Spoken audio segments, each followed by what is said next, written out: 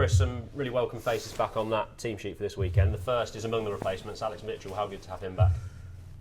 Yeah, Mitch, been a tough 8.5 months for him. Looking forward to seeing him go, and so he's worked really incredibly hard over that period of time, and he's ready.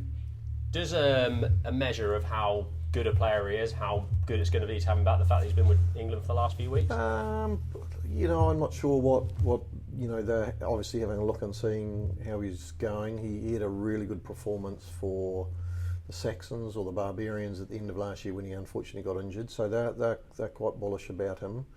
But he's still developing and growing, and he's got to get back into his rhythm, and so he'll come off the bench. A couple of positions that looked a little bit thin through injuries and international call-ups. You get Alex Moon back in the second row, and you get a few centres back: Dingwall, Proctor, Hutchinson. Welcome. Yeah, you're still a little problematic in the locks with Ribeye injured and Courtney still away,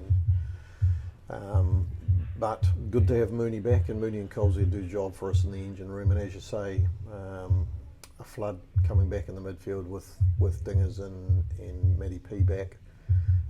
Hutch back from Scotland, so it's an area that we've got some depth in, but it's nice to see them back.